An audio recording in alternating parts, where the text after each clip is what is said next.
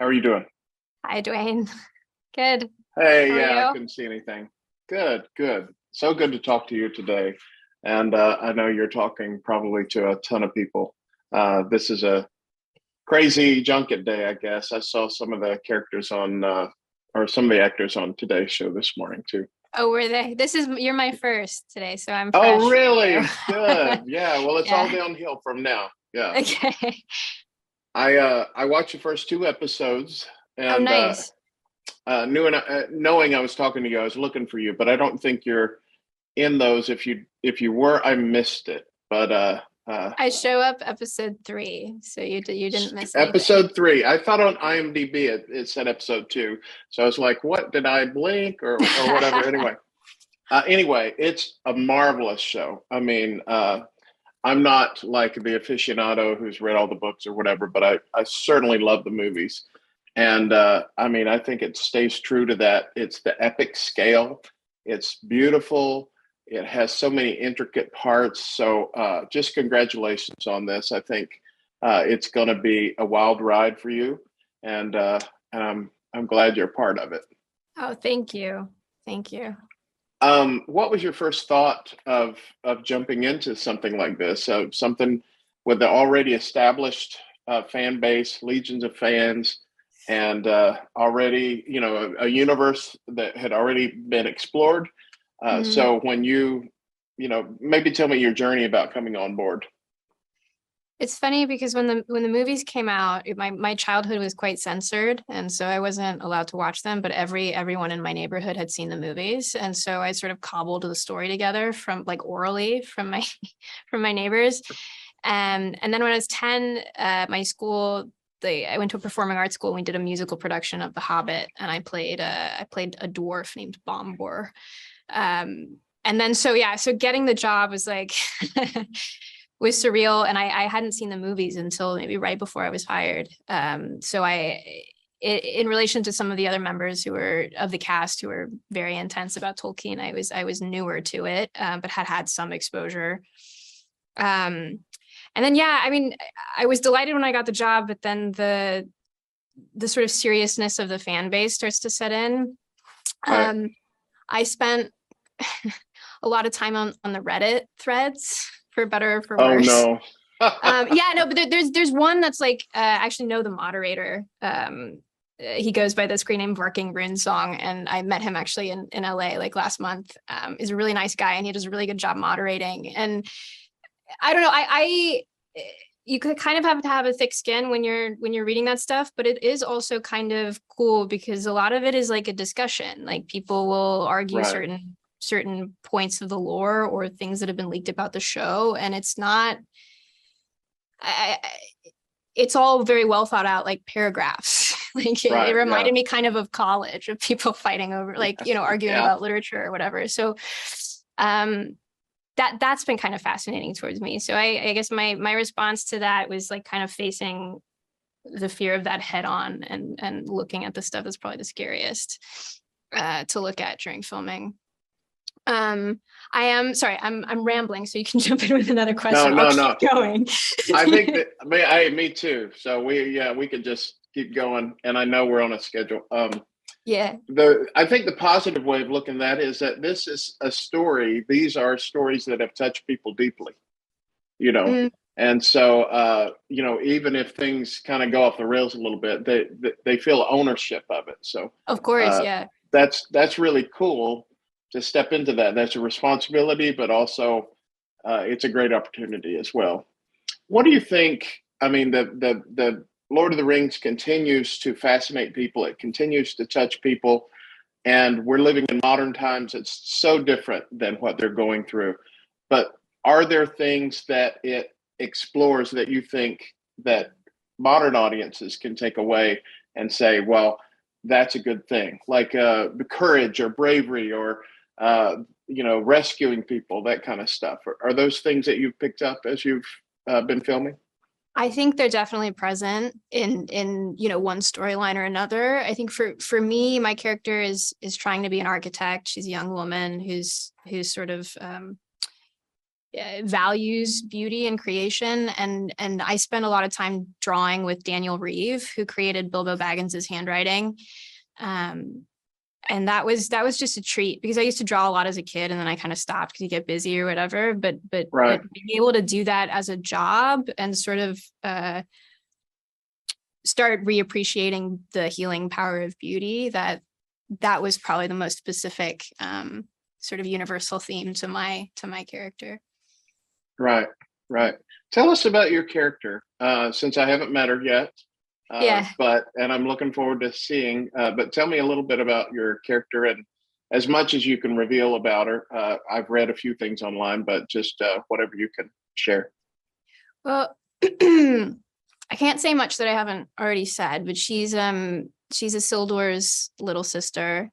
There is a middle brother, Anarion, who's run away to the western shores of the island.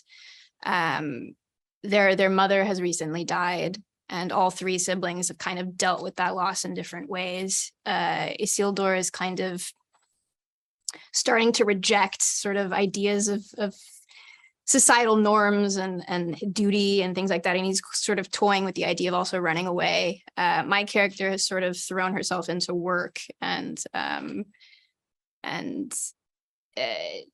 is sort of like balancing her own ambition with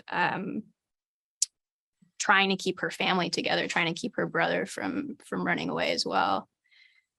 They have a father who's a very famous character in the lore, Elendil, played by Lloyd Owen, and he's a very kind of stoic character who's also trying to keep the family together. But because my character is more capable and not, you're not threatening to run away, she kind of gets overlooked by him. And that sort of lack of attention leaves her kind of vulnerable to attention from other sources that may or may not be good. So. Were there parts of your personality that do you identify with the character at all, or is this like completely, how are you alike or how are you different? Let's say that. It's funny, Maxim, who plays Isildur, and I were like kind of both in denial of how like similar we are to our characters for a while, and then I actually think we're quite similar, unfortunately. Yeah, I guess I like to draw. That's sort of like a superficial similarity we have, but other than that, there are political differences that are there's a schism that's starting to happen on the island of Numenor, and it's also reflected within the family. And my character's kind of more or less the black sheep of the family. Her views are very different from her siblings and her father, and I definitely have a visceral understanding of how that can tear families apart. I've experienced that myself. I think choosing a career that isn't always supported by your family unit, I can also relate to that. So the idea of being ignored and her efforts not going unnoticed, that was also something that was very familiar to me. I write a lot about family issues, family entertainment, let's say that, and faith entertainment stuff, all that whole genre. And you mentioned earlier that you weren't able to watch Lord of the Rings when you were younger. Yeah. But I know that what I've seen of this series is, besides the violence and the scary part of it, it is pretty accessible to families. So yes, yeah. You want to speak a little bit to that? Was that something that you liked, that appealed to you? This is something that you could show, you could sit with your friends and watch, or I don't know if you have nieces or nephews or that kind of stuff. It's funny. I come from the world of like low budget horror before I got this job, and there's members of my family that haven't seen anything I've done. And I think this is the first job I've had that I think most members of my family will watch, and I think enjoy. Yeah, good. And I want to go back. I think I saw some of the like, share, follow. I think. Did you see part of the... No. Yeah, it was like my first job. It was my very first job. I want to see it. A lot of times when I interview somebody and then I'm, make this connection, I go back and kind of go through their canon experience. Yeah, that's right. Explore it. I do want to say that you're probably one of the best dressed people that I've ever interviewed. Your dress, look really nice today. So Oh, thank you. That's all my congratulations on that. stylist. Yeah, yeah, because Sonia Young. I've done a lot, and especially over the past 2 years, a lot of Zoom ones. But uh, you're ready for the red carpet. Looks good. Thank you. I wanted to ask you too, just about your journey. You said you got started in low budget horror. At what point did you decide, you wanted to get into acting, and maybe where you were born or raised, and kind of, I was raised in Kentucky, and when we moved there, the best sort of academic school happened to be a public arts school, and so my mom was like, well, "What can you do?" And so I auditioned for acting, I think creative writing, and I got in for acting, and so it was sort of like a practical reason that I was going there, but then I ended up really enjoying it. I was really liked people, and then I went to a private boarding art school in Michigan, and then I went to a very academic school in Boston for 4 years and kind of took a break. And then it just sort of pulled me back in. I thought I was going to be a writer. So I went to LA and I was writing coverage for a production company, a horror production company. And one of the execs let me audition for a movie they were making, and I got that job. So it was kind of, I've always been around it in some sense. I didn't know how I would be part of the industry, but yeah, acting has worked out sooner than any other aspect of it. what do you hope for I'm sure, I know this sounds dumb, but what do you hope for the future of this series? I'm sure just keep it going on Amazon Prime. The excitement is at a fever pitch. So as you're kind of the calm before the storm, what are your thoughts? I just hope people enjoy it as much as we enjoyed making it. I think it's a very, very beautiful show. I think the themes are universal. I'm very interested to see how different parts of the world respond to certain storylines. Yeah, I'm just curious. We've also I got the job in 2019, and it's 2022. This is the longest I've been sort of attached to a project before it's come out. So I think there will also be a sense of relief when it's finally released. Yeah.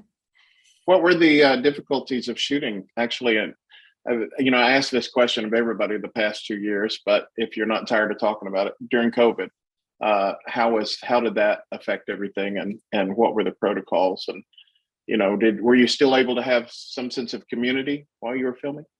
Oh yeah, we were lucky. We were shooting in New Zealand, and New Zealand kind of shut the border, and there was basically no COVID there for a very, very long time. So I went to concerts with Maxim. I went out to bars and talked this close to people. The threat of it hadn't really arrived yet when we were shooting. Yeah, I did stay in a quarantine hotel when I arrived for 2 weeks. Oh yeah. But that was really the only big precaution we needed to take. Yeah. Well, I'm looking forward to seeing you in the show, and best wishes. It just looks fantastic. I mean, I'm so excited about it. I've told people that I watched the preview, and they're all jealous, which as a writer like me, that's what I live for, right? I live to make people jealous, and being able to talk to you too is just a great blessing today. So thank you so much. Yeah, thank you, Wayne.